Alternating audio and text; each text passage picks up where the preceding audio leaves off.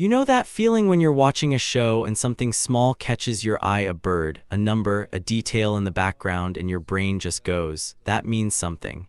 That is not random. That is exactly what happens every single time a crow appears in From. And today, we are going all the way in. We are pulling every thread, testing every fan theory, dragging in Norse mythology, counting birds at funerals, and by the end of this video, I think you will walk away with a genuinely different way of looking at this show. So buckle up, this is going to be a deep one. From is one of those rare shows that treats its audience like adults. It does not explain everything. It plants seeds and trusts you to water them.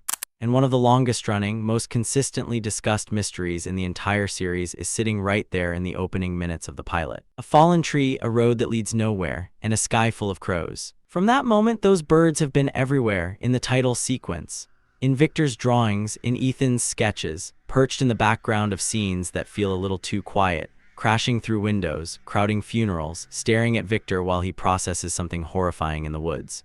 The show has never told us what they are, but between Season 4, Episode 3, titled Merrily We Go, and years of dedicated fan theorizing, we now have enough clues to make some really educated guesses. Let's break it all down. First, the confirmed stuff. Crows appear every single time someone new arrives at the township. When the Matthews family hit that fallen tree in Season 1, crows were perched on it and circling overhead. Same thing happened when Tabitha arrived with the ambulance crew. Same thing when the bus pulled in. They are not subtle about this. The show uses them as a kind of arrival alarm. You see crows, you know someone's life is about to get significantly worse. Beyond the tree, they show up in moments of major significance.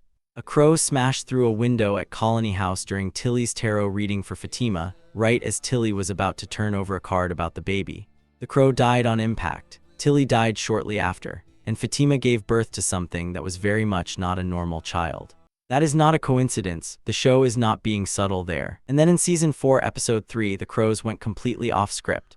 They crowded the joint funeral of Jim and the priest, a new township resident who barely had time to unpack, and they cawed so loudly that Boyd could not finish his eulogy. Later, Victor found the man in yellow's abandoned suit in the woods. One crow was nearby, and Victor's face told us everything we needed to know. This was deeply, deeply wrong. The show made a point of drawing our attention to that behavior. Sophia, who we now know is the man in yellow transformed, seemed visibly unsettled by the crows at the funeral, almost as if she thought they might expose her. And one character noted that this kind of crow behavior at a township funeral had literally never happened before. So the crows are watching, they are reacting, and they may be choosing sides. Let's go through the main fan theories because they range from pretty clever to genuinely compelling. Theory 1, the crows are the monsters in daytime form. This one got a lot of traction early on. A Redditor counted 12 crows in the sky when the Matthews family arrived. There are exactly 12 monsters. Simple math, terrifying conclusion. But Season 4 killed this theory pretty cleanly. We have seen the monsters during the day, underground, in the tunnels beneath the township. That is their daytime resting spot. They are physically there while the crows are physically elsewhere. Two places at once is not something even From's monsters can pull off. Theory 1, dead. Theory 2, the crows are spies working with the monsters. This one held up a little longer. The idea is that whatever evil force runs the township needs eyes everywhere. The monsters know things they should not know. The man in yellow knew about the hole Tabitha was digging in the basement, information you cannot get from watching someone through a window. The crows as surveillance drones for the township's evil is a neat idea, but it runs into the same problem. They could not have gathered all of that information. Some of what the monsters and the man in yellow know is deeply personal, interior, completely unobservable. No bird is flying through Tabitha's basement walls. Theory 2, mostly debunked but not entirely dead. Theory 3, the crows count the living. A different Redditor counted the crows visible when the Matthews family arrived, 28. Then counted the number of people at the township's very first funeral, also 28. That is the kind of detail that makes your jaw drop. The idea is that each crow represents one living person in the township. The current population is 47, so somewhere out there should be 47 crows. Now, this one has not been officially debunked, but it has gotten harder to prove as the show goes on. 47 is a lot of individual birds to count on screen without stopping the episode entirely. And if the purpose of the crow count was to foreshadow deaths like one crow disappears and someone dies, the show has missed a lot of chances to use that mechanic visibly. That said, there is one intriguing variation of this theory. What if the crows in the title sequence represent not the current population but the people who will ultimately escape? Singular crows do stand out in that sequence. If each one is a survivor, that number has a very different weight. Theory 3, still alive but on life support. Theory 4, the crows are deceased townspeople. This is the warm, bittersweet version of the theory. Dead residents of the township do not move on. They are trapped in the cycle just like everyone else. And maybe their form after death is a crow, free to roam, unable to leave, watching over the living. It fits Fromm's established theme of cyclical, inescapable fate, and it would explain why the crows seem protective rather than threatening. The problem is, the show already has deceased townspeople appearing in other forms. Jim appeared to Ethan after his death, giving him directions to the Lake of Tears. Father Cautry regularly gives Boyd advice from the afterlife. The bartender Tom showed up when Jade needed him. These appearances feel real. They feel like the actual souls of those people, not metaphors. So if the dead are already showing up as themselves, what are the crows? Theory 4, beautiful but complicated by the show's own lore. Theory 5, the crows are omens of change. This is the broadest theory, and honestly, it might be the most accurate. Across history and folklore, crows have been associated with death, transition, and transformation. They show up at the boundary between what was and what is about to be. In Fromm, every major shift in the township state seems to coincide with unusual crow behavior. They appeared at the tree when people arrived, a life-changing transition. A crow died at the tarot reading right before Fatima's pregnancy took a horrific turn. They gathered at the funeral when two significant characters were lost and a new cycle began. They were present when the man in yellow's transformation into Sophia was confirmed. In Merrily We Go, their behavior at the funeral was described as unprecedented, and it marked precisely the moment the township entered a new phase of its eternal loop. The crows are not just watching, they are marking moments of irreversible change.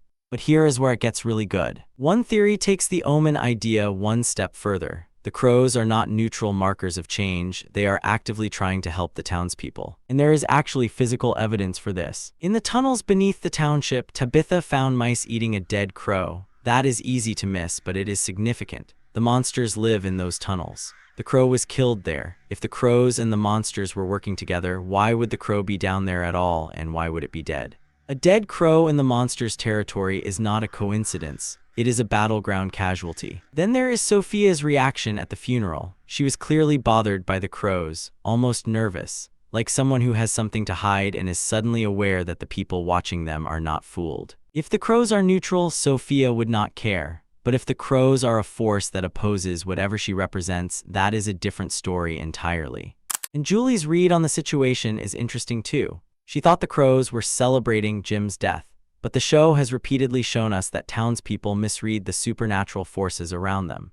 The Anqui children were terrifying to everyone before Tabitha and Jade realized they were victims of the original monster sacrifice, not threats. What looks like celebration might be something else. Mourning, warning, resistance. Now here is the part of this video that I personally find most fascinating, because Fromm dropped a detail in the pilot that opened a completely different dimension of this theory. Tabitha originally called the crows ravens. She was wrong, or was she? Elgin, one of the most mysterious and consistently relevant characters in the show, has been seen throughout the series wearing a shirt with a raven on it. Not a crow, a raven. And the fan theory community went deep on that detail. In Norse mythology, Odin, the all-seeing, sacrifice-willing, wisdom-obsessed god of death and knowledge, had two ravens. Their names were Hugin and Munin, thought and memory. Every day they flew across all 9 worlds and returned to whisper everything they had seen into Odin's ears. They were his eyes, his intelligence network, his connection to everything happening everywhere. Odin also sacrificed one of his own eyes for wisdom. He hung himself from Yggdrasil, the world tree, an enormous cosmic axis connecting all realms, for 9 days to gain the power of runes and magic. Now look at Fromm through that lens. A tree that traps people at a crossing point between worlds. Birds that seem to observe and report, a cycle that mirrors sacrifice, a character wearing raven iconography who seems to perceive things others do not. And Yggdrasil is not just a tree, it is a place where mythological figures have hidden for safety. Sound familiar? The Loki comparison for the township's antagonist forces also holds up. Loki is a shapeshifter, a trickster, someone who does not play by the rules of good or evil but instead serves chaos. The man in yellow transforming into Sophia fits that archetype almost perfectly. Is Fromm directly adapting Norse mythology? Probably not 101, but the show's writers clearly know this mythology and are using it as scaffolding. So where does this leave us? Here's my read, pulling all of this together. The crows in From are not the monsters. They are not just surveillance. They may or may not represent individual people, living or dead. But they are almost certainly sentient forces that predate the current cycle of the township. They are aware of the supernatural mechanics of that place. They are aligned against whatever the monsters and the man in yellow represent, and they communicate not in language we can parse, but through behavior, through presence, through timing. Every time something is about to break open in the township, the crows appear, and increasingly they appear to be trying to get the townspeople to pay attention.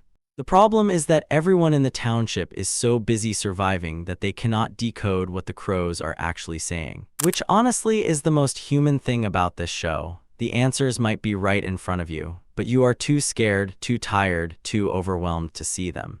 From is one of the only shows on television right now where background details, bird counts, and mythology references are not decoration, they are structure. The crows have been there since minute 1 of episode 1. And with season 4 now deepening their role, I genuinely believe we are approaching the moment where the show gives us something definitive. My prediction: the crows are going to matter in the endgame, not metaphorically. Literally, they are going to do something.